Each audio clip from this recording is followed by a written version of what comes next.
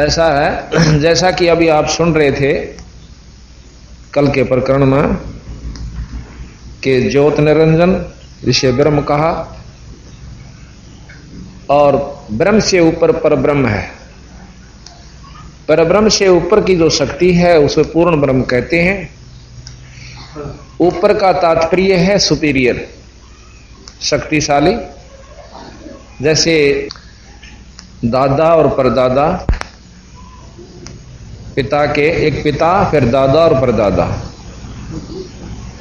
इस प्रकार इनसे सुपीरियर जो शक्ति है वो पूर्ण ब्रह्म है। ब्रह्म और पार ब्रह्म से ब्रह्म तक का ज्ञान वेदों में मिला है, योगियों ने खोजा है, वेदों ने वर्णन किया है। उससे आगे का जो ज्ञान है परब्रह्म तक की वर्णन अवश्य है लेकिन जानकारी नहीं है, क्योंकि सहस्रार कमल तक ब्रह्म है, ब्रह्म से ऊपर पार ब्रह्म है। योगियों का कितना वर्णन नहीं पाता कि भी उन्होंने पार ब्रह्म को सहस्रार कमल में बताया, ब्रह्म को बताया।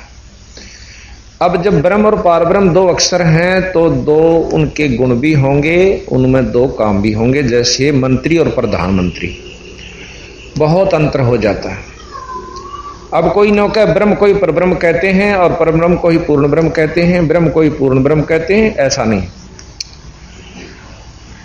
अगर कोई मुख्यमंत्री को प्रधानमंत्री या सेंटर का होम मंत्री का तो अच्छी नहीं, जची नहीं है बात, क्योंकि मुख्यमंत्री के कुछ और शक्तियां जरूर हैं लेकिन प्रधानमंत्री का समान नहीं हो सकती। मिलती जुलतियां होती हैं क्योंकि कार भी है, कोठी भी है, झंडी भी है और सुविधा सारी होती हैं, लेकिन उसी सुविधाओं को देखकर उन्हीं शक्तियों को हम परिचित होकर के ये मान लें कि ये जो दूसरी कार में सही हो भी मुख्यमंत्री, ऐसा प्रधानमंत्री को भी, तो ऐसा अनजान आदमी कह सकता जिसने कतिये बेरा ना हो, जिसको जानकारी है वो अच्छी तरह समझ सकता। अब हम आपको, क्योंकि स्वामी दयानंद जी महाराज ने, ऋषि जी ने हमें बहुत कुछ समाज को दिया और माना जाता है।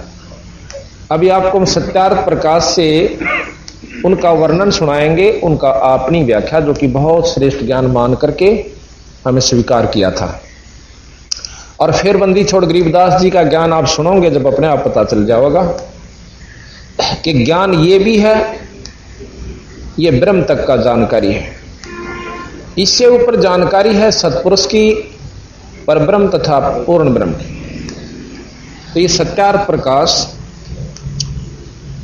पृष्ठ नंबर 174, वेदों का प्रकाश, वेद ग्रंथ, ऐसा इसके ऊपर हेडिंग लिखी हुई है।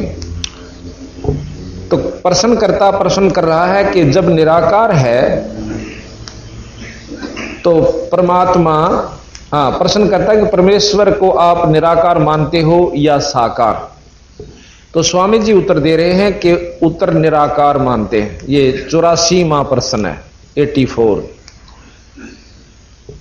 वो कहते हैं मैं निराकार मानता हूं। फिर कहते हैं प्रश्नकर्ता प्रश्न कर रहा है कि जब निराकार है तो वेद विद्या का उपदेश बिना मुख के उच्चारण कैसे हो सका होगा? क्योंकि वर्णों के उच्चारण में तत्वादि स्थान जीव्या का प्रयत्न अवश्य होना चाहिए। उत्तर स्वामी जी देते हैं कि परमेश्वर के सर्वशक्तिमान और सर्वव्यापक होने से जीवों को अपनी व्याप्ति से वेद विद्या के उपदेश करने में कुछ भी मुखादि की अपेक्षा नहीं है, क्योंकि मुख जीवा से उच्चारण अपने से भिन्न के बोध होने से के लिए किया जाता है, कुछ अपने लिए नहीं। क्योंकि मुख जीवा के व्यापार में करे बिना भी मन के अनेक व्यवहारों का विचार और शब्द उच्चारण होता रहता है। कानों को उंगलियों से मूंद कर देखो, सुनो, बिना मुख जीवा तलवादी स्थानों से किसे कैसे शब्द हो रहे हैं। वैसे जीवों को अंतर्यामी रूप से उपदेश किया है, किंतु केवल दूसरों को समझाने के लिए उच्चारण करने की आवश्यकता है। जब परमेश्वर निराकार सर्वव्यापक है तो अपनी अखिल वेद विद्या का उपदेश जीवस्थ स्वरूप से जीवात्मा में प्रकाशित कर देता है। फिर वह मनुष्य अपने मुख से उच्चारण करके दूसरों को सुनाता है, इसलिए ईश्वर में दोष नहीं आता। यह स्वामी जी का कहना है कि परमात्मा तो निराकार से, पर वो किसी श्रेष्ठ व्यक्ति के अंदर आकर अपना विचार, अपनी ज्ञान दे देता है। ठीक है, अब प्रश्न किया है कि किन आत्माओं में कब वेद का प्रकाश किया। उत्तर दिया स्वामी जी ने कि संस्कृत भी लिखा है, यह किसी ब्राह्मण का आगे प्रकरण भी दे रखा है। प्रथम सृष्टि की आदि में परमात्मा ने, सबसे पहले भगवान ने अग्नि, वायु, आदित्य तथा अंगिरा इन ऋषियों के आत्मा में एक एक वेद का प्रकाश किया। अब विचार से सुनते जाइयो कि एक ऋषि की आत्मा में परमात्मा ने एक वेद का ज्ञान दिया। चलो हम ये मान लेते हैं कि परमात्मा ने उस ऋषि को इतना योग्य समझा कि एक वेद के ज्ञान से ज्यादा युग कह भी नहीं सकता, अर्थात वो पूर्ण पुण्य आत्मा नहीं होगी, शुद्ध आत्मा, क्योंकि शुद्ध आत्मा में आगे भगवान अपनी व्याख्या करता है। चलो अच्छा जी, आगे चलते हैं कि 4 ऋषियों ने चारों वेदों का वर्णन किया। तो इस प्रकार यह प्रश्न है कि या वह ब्राह्मणम विदिता, ये वैसे संस्कृत से उसका उत्तर है कि प्रश्न हिंदी में यह है कि यह उपनिषद का वचन है, इस वचन से ब्रह्मा जी के हृदय में वेदों का उपदेश किया है। फिर अन्य आदि ऋषियों, अग्नि आदि ऋषियों के आत्मा में क्यों कहा। ब्रह्मा की आत्मा में अग्नि आदि के द्वारा स्थापित कराया। देखो मनुस्मृति में क्या लिखा है, यानी स्वामी जी मनुस्मृति को भी मानते हैं। उधर से जो ब्राह्मण 4-5 ग्रंथ हैं, उन ब्राह्मण ग्रंथों को भी मानते हैं कि उनमें भी भगवान ने आकर अपनी व्यवस्था दी और उन ऋषियों ने अपनी व्याख्या अपने अनुसार, क्योंकि परमात्मा ने बताया उन्होंने लिखा, ऐसा इनका मानना है। तो जिस परमात्मा ने सृष्टि में मनुष्यों को उत्पन्न करके अग्नि और 4 महाविषयों के द्वारा 4 महर्षियों के द्वारा 4 वेद ब्रह्मा को प्राप्त कराए, और उस ब्रह्मा ने अग्नि, वायु, आदित्य और अंगिरा के से यजुर, शाम और अथर्ववेद का ग्रहण किया। अब ये स्वामी जी मानते हैं कि मनुस्मृति में यूं लिख रखा है कि प्रथम परमात्मा ने ब्रह्मा को वेद दिए और फिर वेद ब्रह्मा ने आगे इन 4 ऋषियों को के मुख से कहाया। अब इस बात को, इसको तथ्य लेकर चले हैं स्वामी जी, इसका सिद्ध हुआ कि यहां वो ब्रह्मा को मानते हैं। अगर मनुस्मृति को समर्थता दी है तो ब्रह्मा भी माना है इन्होंने। उधर से कहते हैं कि ब्रह्मा कोई ऐसा वो नहीं है, वो एक आदमी था, व्यक्ति था। अब आगे लेते हैं कि प्रश्न किया कि किसी देश भाषा में वेदों का प्रकाश न करके संस्कृत में क्यों किया। अब स्वामी जी कहते हैं कि जो किसी देश भाषा में प्रकाश करता तो ईश्वर पक्षपाती होता। ये सत्यार्थ प्रकाश कर रहा है, आप ध्यान से सुनिए, विचार कीजिए, हम फिर इसको विस्तार से बताएंगे आपको कि पक्षपाती किस तरह होता है। तो क्योंकि जिस देश की भाषा में प्रकाश करता उनको सुगमता और विदेशियों को कठिनता वेदों के पढ़ने पढ़ाने में होती। कहते हैं कि अगर किसी की मातृभाषा में, जैसे हरियाणवी भाषा में लिख देता तो दूसरी भाषा वाला न दिक्कत होती, और तीसरी भाषा में लिख देता तो उनको होती। इसलिए भगवान पक्षपात नहीं किया और संस्कृत में कर दिया, जो कि किससे का समझ में नहीं आवती। संस्कृत आज बताओ कितने प्रतिशत जान सकते हैं। अब आगे चलिए। इसलिए संस्कृत में ही प्रकाश किया, जो कि किसी देश भाषा नहीं, और वेद भाषा अन्य सब भाषाओं का कारण है। उसी में वेदों का प्रकाश किया। जैसे ईश्वर की पृथ्वी आदि सृष्टि सब देश व देश वालों के लिए एक सी है, सब शिल्प विद्या का कारण है, वैसे परमेश्वर की विद्या की भाषा भी एक ही होनी चाहिए। सब देश वालों को पढ़ने पढ़ाने में तुल्य परिश्रम करने से ईश्वर पक्षपाती नहीं होता और सब आशाओं का कारण भी है। अब बंदी छोड़ महाराज के बारे में हम बताएं कि संस्कृत वो परमात्मा पक्षपाती है या ये है।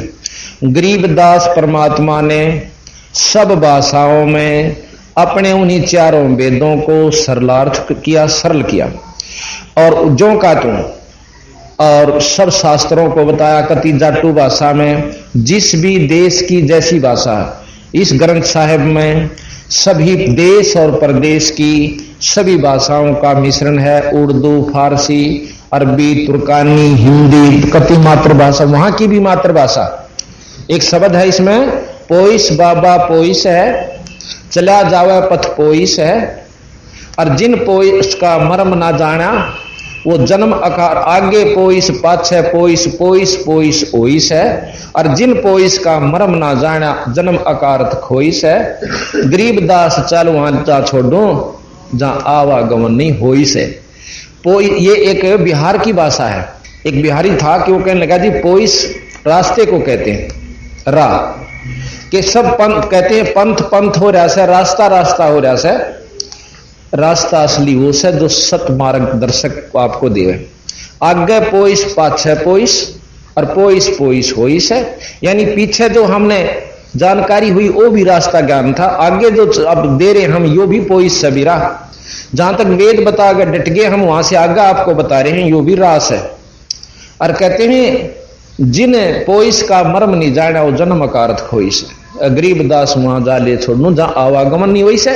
स्वामी जी खुद मानते हैं कि जीव अमर नहीं हो सकता, कोई चार मुक्ति नहीं है। और जबकि अन्य विद्वान जितने भी आज तक किए हुए सब इन मुक्तियों को मानते हैं कि चार मुक्ति हमारे ऐसे ऐसे प्राप्त होती है। अब यहां देखिएगा कि बंदी छोड़ भगवान ने उनकी पोइस और चला जावे पग पोइस है, जो पाया चाला वो पग पोइस, यानी वो सरलार्थ भी और शब्दार्थ भी और साथ में उसका भावार्थ भी। और कहना कि चाहूं वो भी कह दिया। पोइस चला जावे पद पोइस है, जो पाए चाल कर जा रास्ता राई हो से। उस पोइस का यहां कोई नहीं जानता और वहां पत्थर नहीं जानते पग ने, तो दोनों को समझा दिया चला जावे पग पोइस है, पाया चाल है वो पोइस है। उस पोइस को हम भी समझ पाए कि पग पाया चाल पड़ा उसने राह का आकर रास्ता से। तो भगवान यू अच्छा जिसने गटमट करके चार आदमी आगे सीमित कर दी और उन्होंने अपने ढंग से गोट कर उस विद्या को गलत किया, किसी प्रकार भी प्रचार किया और आज दुनिया को नास्तिक बना दिया अपने स्वार्थवश। तो जब तक हमने बंदी छोड़ गरीबदास जी के शास्त्र का ज्ञान नहीं होगा इतने हम भक्ति पकड़ नहीं सकते, रास्ता लग नहीं सकते। इन्होंने कभी किसी की क्रिटिसाइज नहीं करी। और ये जो ग्रंथ साहब सत्यार्थ प्रकाश है इसमें केवल क्रिटिसाइज 90% भरी हुई है। ये प्रश्नोत्तरी नारी है, आपको आगे दिखाएंगे कि उस पंथ में ये घटियापन है, उसमें ये घटियापन है, वो इतने गंदे हैं, वो ऐसे करते हैं। कबीर साहब के बारे में आपको जानकारी मैंने दी थी। ABC का भी ज्ञान मेरे ख्याल के बिल्कुल प्रमाणित है कि स्वामी जी ने नहीं था बंदी छोड़ के बारे में, और फिर भी लिख दिया कि वो तो एक तुच्छ बुद्धिजीवियों का रास्ता है और जो है ना उसके से नीच व्यक्ति इकट्ठे हो जाया करते, उन पर अपनी धाक जमांदा जाए पाछ लोगों ने उसको सिद्ध बना लिया। कोई नहीं, जैसा भी कोई लिखे अपने लिए लिखता है, अपनी बुद्धि अनुसार नहीं लिख सकता है, कोई ऐसी बात नहीं। अब आप जानकारी पूर्ण रूप से हो जाओगे जब आपको पता चल जाएगा कि बंदी छोड़ क्या चीज थी। तो यहां लिखा है, इसलिए एक ऋषि ने एक ही उसका बोध था, क्या नाम है, वेद का, अर्थात वो ऋषि भी पूर्ण नहीं था। और बंदी छोड़ने जब एक ने चारों वेद, 6 शास्त्र, 18 पुराण, 11 उपनिषद, महाभारत, गीता, एक अनपढ़ आदमी के लिए जिसको कति ज्ञान नहीं है उसके लिए ये सब ज्ञान, इसलिए इस तरह समझो कि कहीं कुछ हुआ ना हो। आप नवजात शिशु को 10 साल के बच्चे ने पकड़ो और उससे पूछो कि महाभारत कद हुई थी, वेद के बताओ से, वो नहीं बता सकता। वो कन्नो कहेगा कि उसे वेद किसे कहें से वेद। और ये 10 साल के बच्चे ने बंदी छोड़ कबीर साहब गरीबदास जी ने अपनी वो चारों वेद बताए, 18 पुराण, 11 उपनिषद, महाभारत, गीता, वो सब कुछ लिख दे और फिर अगला अपना भेद बता दिए। यहां तक बिल्कुल सही मिला दिया कि ये ठीक से भाई। अर्थात उस बच्चे ने जब वो पिछला ज्ञान था तो आगे जो लिख रहे हैं वो गलत नहीं हो सकता जब पिछला सही मिला है। तो इसके बाद हम आपको बताते हैं आगे बंदी छोड़ने। ईश्वर निराकार है, वह आकार में नहीं आता। ये 155 पेज पे है।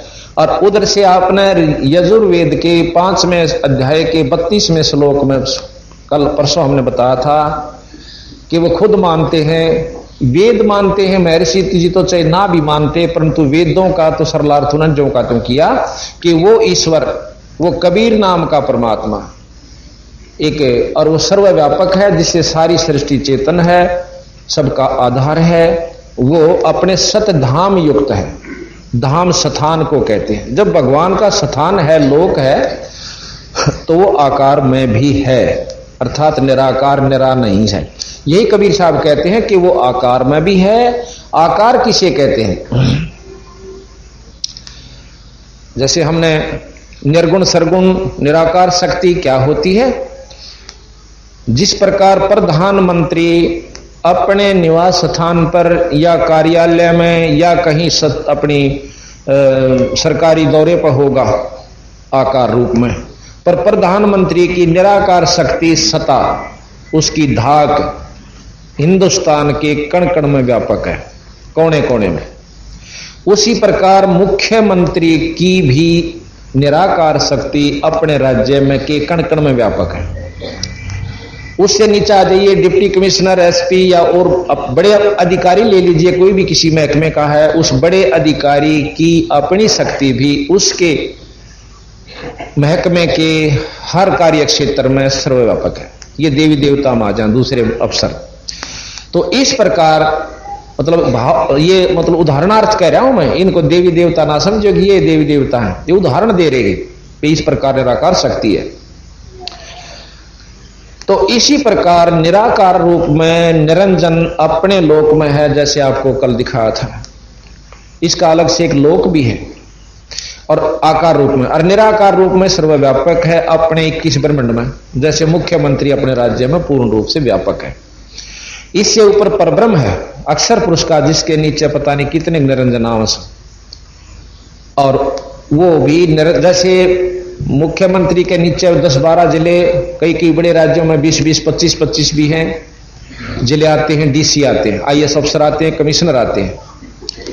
और इनसे ऊपर मुख्यमंत्री प्रधानमंत्री है, जिसके नीचे कई मुख्यमंत्री उनके आ जाते हैं, यानी वो ज्यादा शक्तिशाली है। कबीर साहब ने जो का तो भेद दिया है, और महर्षि दयानंद जी तथा अन्य ऋषियों ने केवल ब्रह्म तक की जानकारी दी है। ये आप सत्कर मानिए। प्रश्न किया कि ईश्वर साकार है कि निराकार? उत्तर मिला निराकार, क्योंकि साकार होता तो व्यापक नहीं हो सकता। जब व्यापक है न होता तो सर्वादि गुणों भी ईश्वर के में न घट सकते, क्योंकि परिमित वस्तु में गुण कर्म स्वभाव की परिमित नहीं है, परिमित रहते हैं। वह शीतोषण अक्षुदा तृषा और रोग दोष छेदन भेदन से भी रहित नहीं हो सकता। ये सब जैसे राजा नौका को तो भूखा भी मर सका है, नौका ना भाई, जैसे ही भी इनका भाव ये है कि भगवान आकार में है तो उसका सारे दुख होंगे, ये गलत है। जब परमात्मा ही हो गया उस पर दुख किसे, चाहे आकार में है चाहे निराकार में। इब कोई नौका कि राजा निराकार शक्ति नहीं हो सकती, ना आकार में नहीं रह सकता, क्योंकि वो भी आम आदमी की तरह दुखी होना पड़ेगा, उसने भूखा भी मरना पड़ेगा, मच्छर भी खाएंगे। ये कति नहीं हो सकता राजा में। राजा के पास वो सुविधा है, वो ठाठ करेगा और आकार में रहेगा। तो ये मतलब है सतगुरु कबीर साहब अनुसार, गरीबदास जी अनुसार कति मिथ्या भाषण है। ये भी नहीं कहेंगे कि मिथ्या है कि इनको जानकारी इतनी थी कि परमात्मा आकार में नहीं आ सकता। अब जंगल में रहने वाले जंगलियों को कदे जान कभी राजा नहीं देखा हो, और ना राजा के बारे में पता हो किसा होया करे, पर भय जरूर न हो, भयभीत हो जाते हैं। जैसे राजा के अनुचर जाकर उन्हें कूट छेत दें, गोड़ीता ही मार दें, उनको बदमाशी करते हो, तो उनको भय जरूर से कि कोई शक्ति सी है जो वहां से आकर हमने तंग कर जाती है। जैसे अवतार जाते हैं यहां से वहां से आते हैं। तो इस प्रकार हम कति अपरिचित हैं उस परमात्मा के बारे में जो कि आकार और निराकार में है। अगर हम केवल आकार में निराकार में मानते हैं तो ये सारे वेद फेल, ना सारे शास्त्र फेल। हमने और आकार में मानते हैं तो स्वामी जी फेल और ब्रह्म भी फेल, वेद भी फेल। हमने दोनों को लेकर चलना होगा और दोनों को लेकर कबीर साहब चले कि ये शास्त्र भी ठीक बताओ और ये भी ठीक बताओ। जैसे 5 अंधे थे, उनको किसी ने कहा कि भाई हाथी बहुत बड़ी जीव हो सा, बहुत नो कर दे सा, उसमें इतना नो खींच ले सा। नो बोला वो हाथी हमने भी दिखा दो। 5 अंधों को हाथी के पास जाकर छोड़ दिया। अब एक कहता पांठ आगे, एक का पूछड़, एक पेट तले के यानी शरीर पर हाथ फेरे से, और दूसरे का उसकी सूंड ठहगी, एक का कान का हाथ लग गया। पूर्ण विवरण ले लिया उसका कान का, किसा हो से छाज कैसा हो से, अपने मन में विचार किया। फिर हाथी के पांव जिसके ठहरे थे वो आकर के फिर पूछा भाई देखा है हाथी? खूब देखा है। ये जो समाधिस्थ होने वालों के ऊपर व्याख्या है अनजानपने में। तो वहां क्या हुआ, जिसका पांठ आए थे उन्होंने बोला हाथी बताऊं किसा हो से? अग देख थांब का हाथ लाकर ने बोला थांब कैसा हो से। जिसका पुछड़ ठाई थी ने बोला पटे कैसा हो सा हाथी। जिसका कान्ना का विवरण लेकर आया था पूरी जानकारी ने बोला छाज देखा है हाथी, छाज कैसा हो से जैसा होता है। और सूंड ठाई थी ने बोला एक रबड़ की नाली सी हो ना मोटी, ईसा हो सा हाथी। और छोड़ने ने हाथी तो भाई थांब कैसा हो से। जिसका पेट पर हाथ फेरा था ने बोला बेटोड़े कैसा हो सा हाथी थे, क्यों करड़ा करड़ा भी हो से और भारा भी इतना हो से। तब 5 मुक्कम मुक्का घुसम घुसा। एक आ गया क्यों लड़ो सो? नो बोला इसने बेरा न ब्यारी अर्जों का हाथी छाज कैसा हो, हाथी तो ईसा मोटा हो सा थांब कैसा। और उन तो भाई के कह बोला बेटोड़े कैसा हो सा हाथी, तो वही कैसे न बेरा है कौन। एक का बोला पटे कैसा हो। तो वो न बोला जिसको पूर्ण जानकारी है बीरा ये उसके अंग है, इन सबको मिलाकर हाथी बने। अब कोई तो विष्णु भगवान मान रहा, कोई शंकर जी ने, कोई ब्रह्मा जी ने, कोई हनुमान जी ने, कोई गणेश ने, कोई माता ने, और कोई क्या नाम ब्रह्म तक ही सीमित हो गए बंदी छोड़ के हैं कि ये उस पूर्ण ब्रह्म के अंश है, ये पूर्ण परमात्मा नहीं है। इन तक काम डग रहा है उसका, और उससे भिन्न भी नहीं, क्योंकि हर जीव महाराज कबीर साहब से आए हैं सतपुरुष से। तो इस प्रकार की व्याख्या जो बंदी छोड़ने दी है बिरा यो किता मिलेगी। इसलिए परमात्मा भी शरीर धारण नहीं कर सकता, क्योंकि वो सारा दुखी हो जा। फिर ऐसे भी यहां सिद्ध पुरुष हुए हैं जिनमें अग्नि का भी असर नहीं होता। अर्थात आप देखते हो धोने के ऊपर 5-5 धोने लाकर जेठ की धूप में बैठ जाए, उसमें कोई शक्ति सिद्धि है जिस तो उसका असर नहीं होता। और आप बैठ कर दिखाओ जड़ नहीं जाओता। तो इसका मतलब यह है कि जब उस एक व्यक्ति में मनुष्य धार शरीर करके आ रहा है, एक संत भगत है और वो साधना कर रहा है, उसका आगे भी असर नहीं कर रही, तो परमात्मा तो उस तो बहुत सुपीरियर शक्ति है और वो आकार में आ जाता उस पर भी कोई है जहां पर उस पर कोई भी ये 5 तत्व असर नहीं करते। तो इस प्रकार हमने जो जानकारी थी वो यही थी। अच्छा, दूसरी तरफ लिखते हैं वेदों में, आपको बता दिखाऊंगा कि महाराज कबीर साहब तथा अन्य शास्त्र और कबीर साहब भी उसको मान्यता देते हैं कि एक इंद्र नाम का भगवान से देवता है जो इंद्रलोक में रहता है। जैसे चीफ इंजीनियर हुआ करे और वो पानी का सारा प्रबंध यानी पानी बरसाना बादल करना ये सब उसके अंडर आते हैं। लेकिन और सारे ठाठ करता उसके इतनी उर्वशी है ऐसा लिख रखा है, वो नो नाचता है ऐसे रहता है ऐसे ठाठ है उसके तरह, कितनी को सुंदर सुंदर औरतें हैं वहां नाचती रहती हैं, ऐस करता है। तो वेदों में लिखा है कि वो ऐश्वर्यवान भगवान से। अब बताओ यही खंड हो जाता है स्वामी जी का वर्णन कि उस पर फिर तो अगर वो आकार में है तो उसका वो सारे गुण सुख और दुख उसको सेध देंगे। अब जब वो ऐश्वर्यवान है तो गुण सहित हुआ, जब ऐश का भोग रहा है वो परमात्मा, तो उसमें जब उसमें सुख हो रहा है तो दुख भी होगा। इन्हीं का अपना ही विचार खंड हो जाता है कि जब ऐश्वर्यवान भगवान लिखा है उन्होंने इंद्र को, कि इंद्र जो वेदों में वर्णन है इंद्र का भी, ब्रह्मा जी का भी, विष्णु जी का भी, शंकर जी का भी है, पर उनको इन्होंने अलग अलग अपने दिमाग के अनुसार उनको उपाधि दे दी। ऐसा सतगुरु महाराज ने बताया। तो अब हम आपको बताते हैं सतगुरु कबीर गरीबदास जी के पास एक बार 9 योगी आ गए थे, जैसे हमने आपको वर्णन दे चुके हैं। उन्हें 9 ने भंडारा महाराज से भोजन मांगा, सूखा सीधा गरीबदास जियों से छुड़ानी में। और जब उन्होंने भोजन तैयार कर लिया तो 10 थालियां में, पात्रों में परोस दिया। 9 योगी 10 में बंदी छोड़ गरीबदास जी छुड़ानी आले जमींदार जाट कहो। वैसे संत जाति नहीं मानते, लेकिन या फीत जो लाग रही है ना, न्यू बतानी पड़ा है। कदे को नो सोचे विद्वान और संस्कृत विज, संस्कृत के ज्ञाता विद्वान ही ईश्वर प्राप्ति कर सकते हैं, या कति भूल से भाई। इस चौंध को तोड़ने के लिए हम जाति जो संसारिक है बतानी पड़ रही है। जैसे रविदास जियों को बताया कि वो चमार जाति में थे, इसलिए कि उन्होंने 700 ब्राह्मणों को भी नतमस्तक कर दिया, अर्थात विद्वानों की विद्वता की आवश्यकता नहीं, आत्म कल्याण के लिए। तो सभी जब 10 थालियां में खाना परोस दिया गया और महाराज गरीबदास जियों को भी उन्होंने विनय करके बिठा लिया कि आप भी भोजन पा लो। सतगुरु महाराज कहे थे आप भोजन पाओ, हम तो यहीं रहते हैं, फिर बाद में खा लेंगे। नहीं, आपने जरूर खाना होगा। सतगुरु महाराज बैठ जाते हैं। 9 योगी बैठ गए, 10 योगेश्वर जो कि आकाश से उड़ के आते हैं, और महाराज जी भी बैठ के खड़ा होकर एक ने शंख बजा दिया। 33 करोड़ देवता आकाश मार्ग से आकर के साधु रूप में वहां सारी छुड़ानी की जमीन पर खत्म हो जाते हैं। बहुत दूर तक ग्रीष्म ऋतु थी, पहले जमीन खाली पड़ी रहा करती थी। और कहने लगा वो योगी कि इन सबको भोजन करवा दो। बंदी छोड़ने अपनी शक्ति से उन सबको अपनी थाली पर चादर डाल के और सबको भोजन, वहीं से ऑटोमेटिक अपने आप थालियां चलती हैं, सबको भोजन करवा दिया।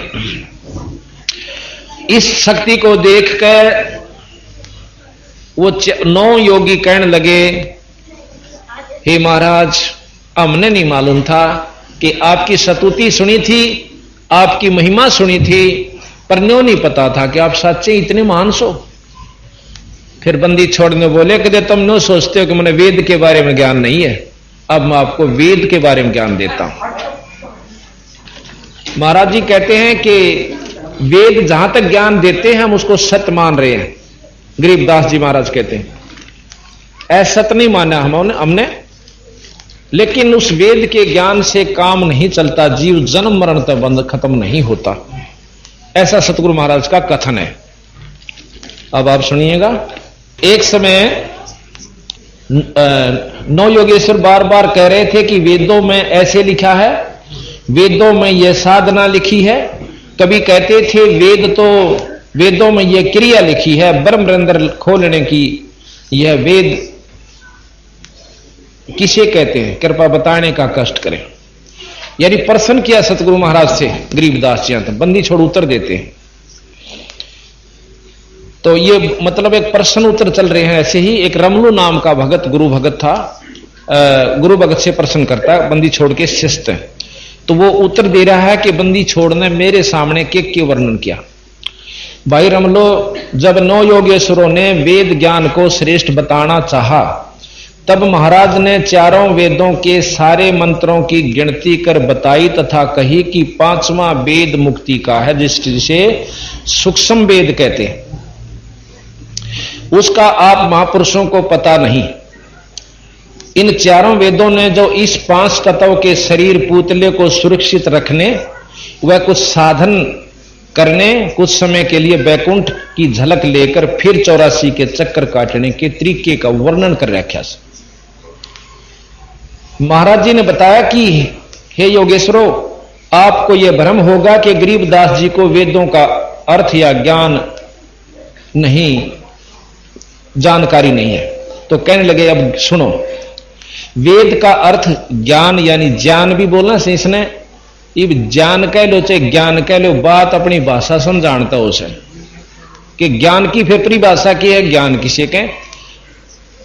वेद का अर्थ ज्ञान होता है। 4 वेद हैं, चारों में अलग अलग ज्ञान है। वेद की उत्पत्ति का भी कई महापुरुषों को भ्रम है कि कोई कहता है कि 4 ऋषि परमात्माओं ने सर्वप्रथम पैदा किए। अब ये देखो ना, वो 4 ऋषि भी तो भगवान ने पैदा किए होंगे। इन चारों से ने समाधिस्थ होकर वेद ज्ञान लिखा, प्रत्येक ने एक एक वेद की रचना की। यहां एक संशय उत्पन्न होता है कि वे ऋषि ज्ञान संपन्न नहीं थे, क्योंकि एक ऋषि को एक ही वेद का ज्ञान था, दूसरे का नहीं। ऐसे अधूरे ज्ञान वाले व्यक्ति महापुरुष से यह उम्मीद नहीं की जा सकती कि उनका ज्ञान श्रेष्ठ है। सर्व ज्ञान उत्पन्न हो, सर्व ज्ञान संपन्न तो एक ही बहुत है। जिस प्रकार कबीर साहब ने चारों वेद व 18 पुराणों, 6 शास्त्रों और 11 उपनिषद, गीता जी, भागवत, रामायण, महाभारत का पूर्ण ज्ञान देकर के मुसलमान धर्म का भी ज्यों का तो वर्णन, चारों कतेबों व मोहम्मद की उत्पत्ति तक का ज्ञान दे रखा है कि मोहम्मद जो मुसलमान धर्म के प्रवर्तक हैं वो कैसे उत्पन्न हुए और कौन से लोग आए थे। अब आप बताओ कि 4 ऋषि व बाद में पुराणों व गीता, भागवत, रामायण, महाभारत लेखकों का ज्ञान श्रेष्ठ है, या उस एक महात्मा या सारे ने सारा विवरण जो का त्यों ही लिखकर फिर आगे उनसे ऊपर की शक्ति का भी ब्यौरा दे रखा है, वह श्रेष्ठ है। नौ योगेश्वर ने कहा कि हम आप गरीबदास जी से कह रहे हैं, ना कि कबीर साहब से। ने बोले हम आपने पूछा, हाँ कबीर साहब का नहीं पूछते। आप अपने ज्ञान का परिचय दें। महाराज जी ने कहा कि यदि पूर्ण विवरण चाहिए तो मेरे केवल एक ही, सारे ही वर्णन का दे दिया, उनका ज्ञान श्रेष्ठ। अब यहां चारों को सबको ले लिया। किसी ने तो 18 पुराण ही ज्ञान था, किसी ने चारों एक एक वेद लिख दिया, किसी ने रामायण, जैसे तुलसी साहब ने केवल रामायण की ही व्याख्या की। तो महाराज के उन सबको मिलाकर अकेले बंदी छोड़ कबीर साहब व गरीबदास जी में वह शक्ति है, इन सबको मिला और उनसे ज्यादा है, क्योंकि उन आगे का भी ज्ञान दिया। सारा विवरण ज्यों का त्यों ही लिखवाकर और फिर आगे का उनसे ऊपर की शक्ति का ब्यौरा दे रखा है, वह श्रेष्ठ है।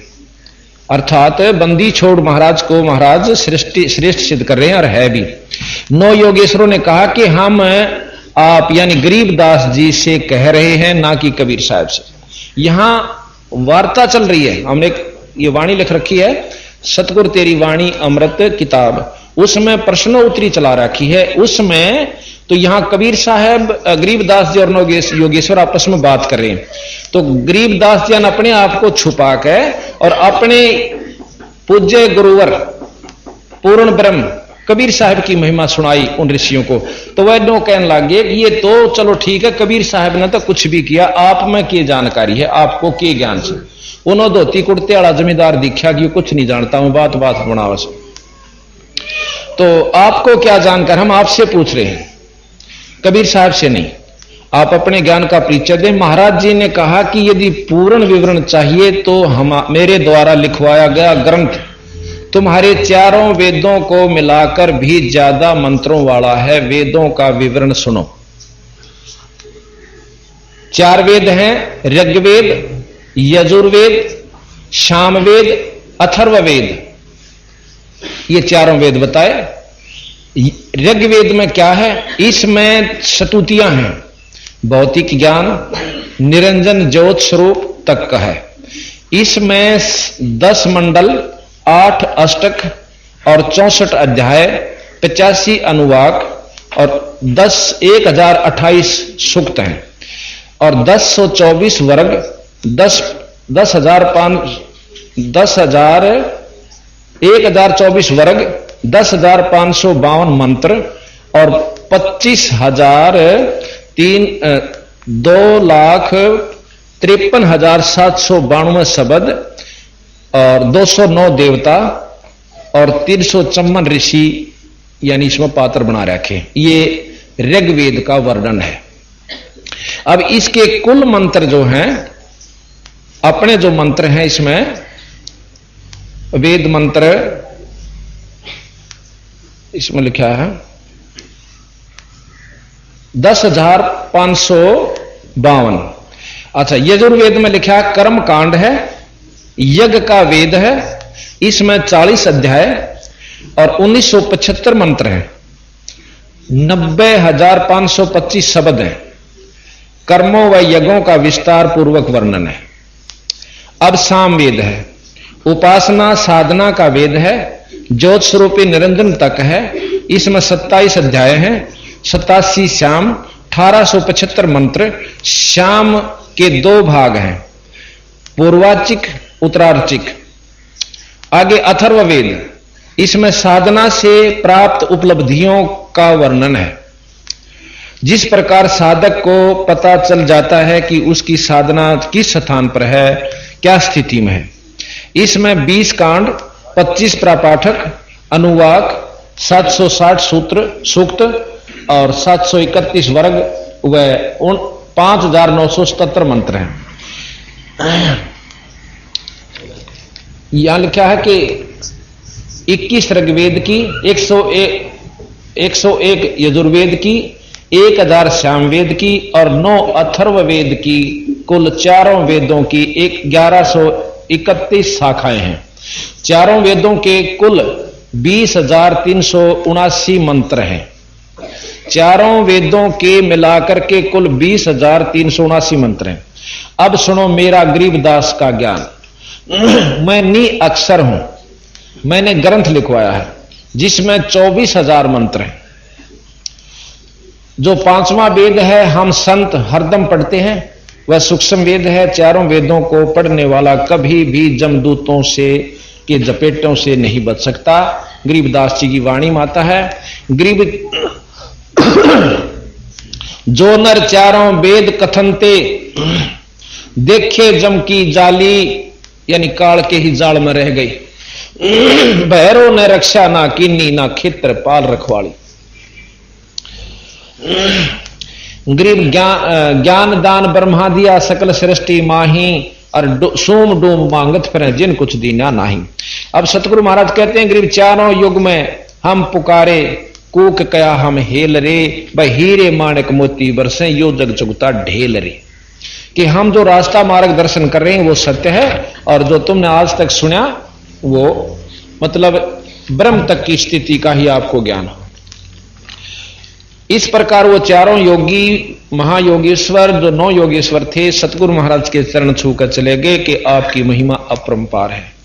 अब थोड़ा सा हम वाणी आपको पढ़कर सुनावांगे ताकि आपको ज्ञान हो कि बंदी छोड़ का ज्ञान कितना श्रेष्ठ है। उसके बाद आपको 24 सिद्धि के बारे में जानकारी देंगे कि बंदी छोड़ गरीबदास जी ने अपने ग्रंथ साहब में 24 सिद्धियां का ज्यों का तो वर्णन कर रखा है कि उनसे की उपलब्धि हो से।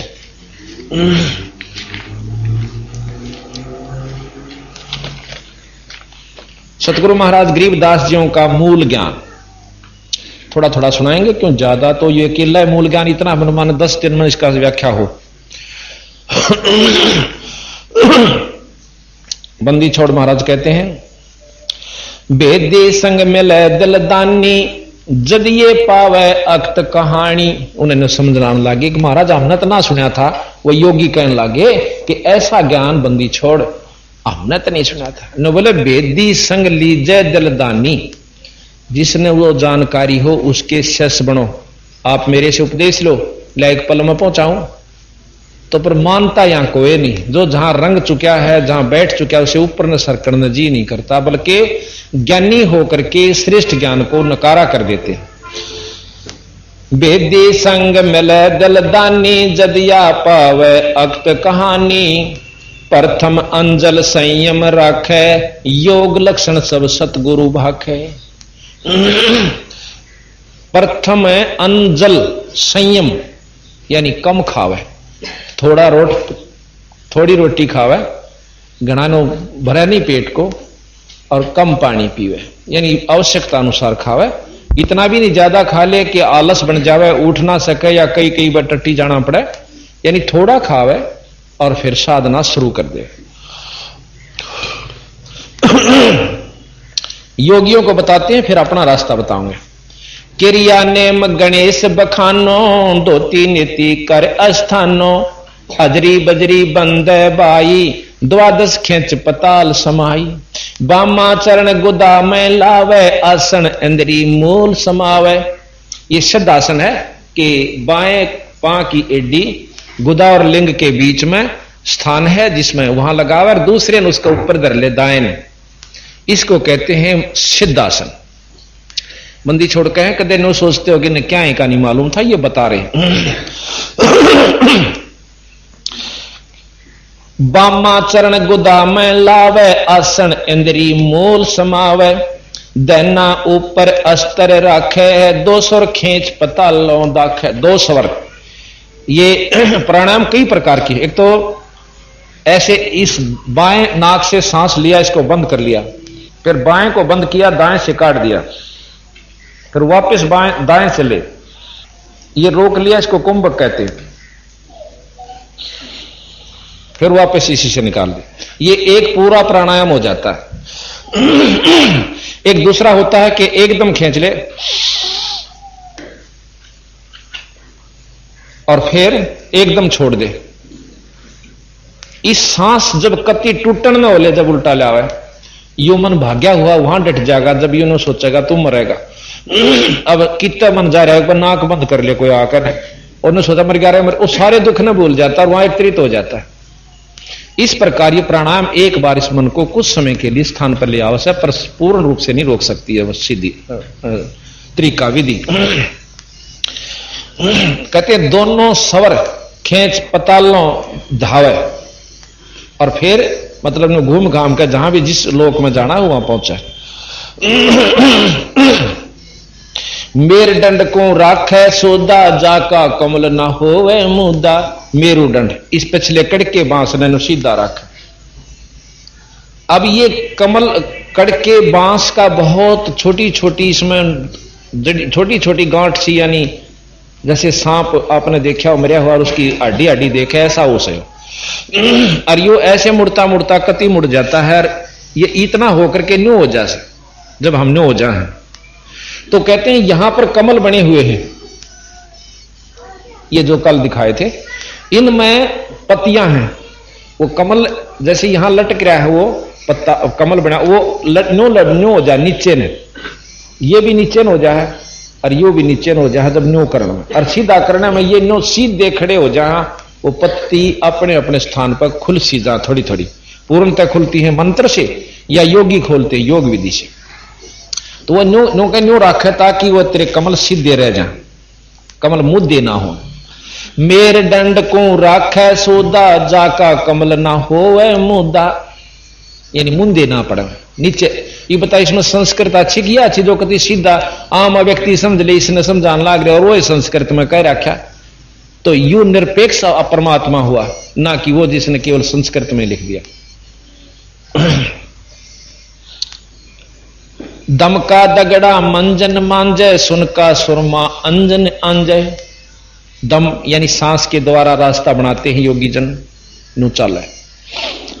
मेरुदंड को राम रसायन फूल चुआवे, इला पिंगला फेर चलावे। वही इला पिंगला, वही दो सुर एक ही चीज, सांसों से चलकर फिर इला पिंगला में प्रवेश करती। नाड़ियां हैं दो आगे जाल, दोनों स्वरों से सांस निकल कर जब खूब व्यास हो जाएगा, जब इला और पिंगला खुले, इला पिंगला की फिर अच्छा व्यास हो जाएगा। वैसे तो ये सांस फेफड़ों में जाता है, प्राणायाम से वो इला पिंगला में प्रवेश करना थोड़ा थोड़ा शुरू कर देगा। इला पिंगला की अभ्यास के बाद फिर एक सुषुम्ना नाड़ी है, जैसे दोनों जागरियां जहां मिलती है उनके मध्य में इला इधर चली जा, पिंगला इधर आ जाती है, उनके मध्य में एक और सुराख है जो वहां से इला चलती, सुषुम्ना चलती है। सुषुम्ना जाती वहां पर, इला अपने स्थान पर और दूसरे उस स्थान पर चली जाती है। इला पिंगला, इला ईड़ा कहते हैं इसको और पिंगला कहते हैं बाएं को। इसी को महाराज ने इसको चंद्रद्वार कहा, जो कि औलास है, ये शीतल होता है। और इसको सूर्य कहा, इसको सूर्य द्वार, इसको चंद्रमा कहा, इसको सूरज भी के नाम से भी आगे संबोधित किया। चंद सूरज दो थेगड़ी लगाई, तो ये एक चंद और एक ये सूरज।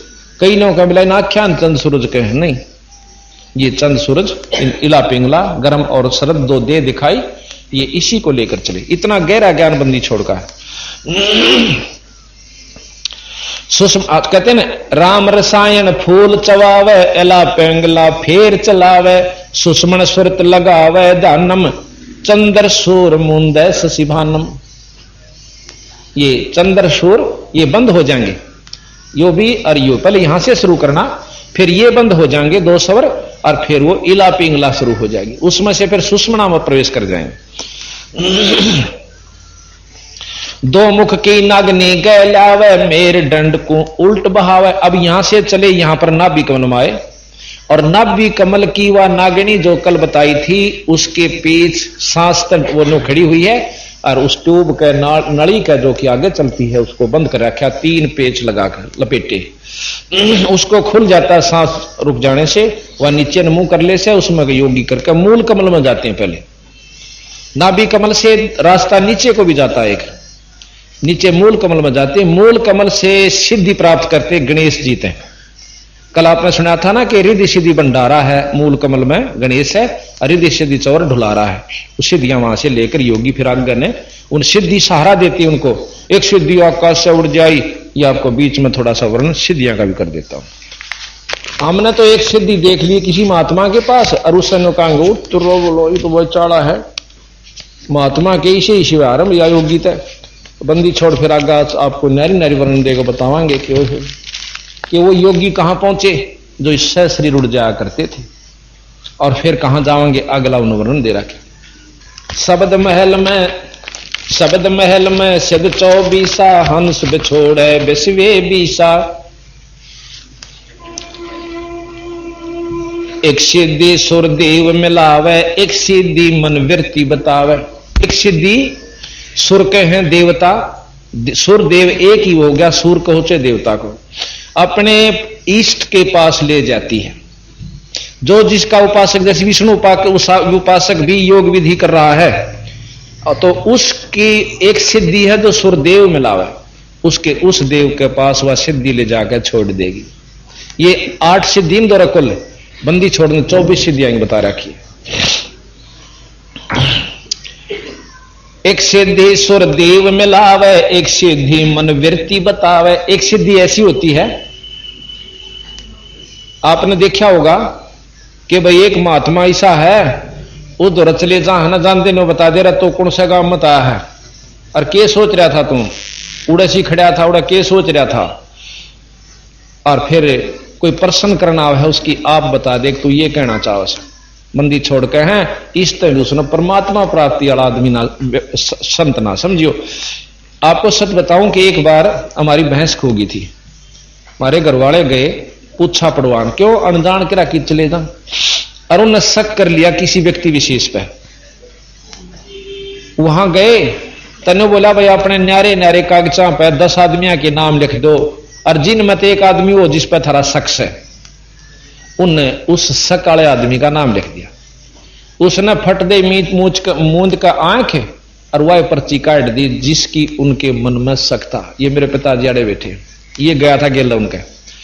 तो उसके बाद वो भाई पुलिस में भी दिया, पुलिस वाले ने बोले भाई तेरी पूछा के आधार पर हम इसने कुछ कहा को नहीं ने, बाकी हमारी तरफ से चोर नहीं। फिर पता भी चला को चोर नहीं था। दूसरी बार फिर गए राजस्थान में, फिर दूसरे पर शक कर लिया, ने बोला भाई जिस पर थारा शक है और वो पर्चियां में लिखवा दो, लिखवा दिए 10 नाम। उसने फट जो नए पर शक था वो काट के दे दिया। क्यों आड़त पूरा विचार करके चला, मैंने उड़ा देखा और उस पर पूछा, वो नो बोला और उसकी नो वृत्ति थी, मैं पक्का चोर से। तो उड़द सारे बतलांदे भी जहां राम है, सारे के मन में फिट हो जाए पक्का चोर से, और जानने लिख दे। उसने वह एक कागज ठा के दे दिया जो नया चोर सिद्ध कराया था अपने आप में हमने। उन्होंने बोला यू चोर से। फिर आए वो उन पंचायत करी, भाई क्यों खाम खा के दिगेड़ बना रहे हो, काल उसने चोर बताओ थे, आज यू बताने लाग रहे। तो भाव ये वो भी चोर नहीं था, उसका कोई भेद नहीं चला उस भैंस का। तो भाव ये से कहने का कि ये सिद्धियां होती हैं, ये तो वो एक पूछा पढ़ में बता दे तेरे मन में कैसे हुआ, मन वृत्ति बता दी उसने, मन की वृत्ति बतावे और न्यो बता दे। और साधु आंख में चूं बैठे न सोचेंगे वह भगवान के चाड़ा से बंदी छोड़ के गधे की जुनी में जाएंगे ये लोग। इस सतगुरु प्रमाण से आपके सामने प्रमाणित है, कोई ऐसी वैसी बात नहीं है को हम अपने घर से कहते हैं। एक सिद्धि सुर देव मिलावे, एक सिद्धि मन वृत्ति बतावे। एक सिद्धि हो पवन स्वरूपी ही, एक सिद्धि हो वह अनुरूपी।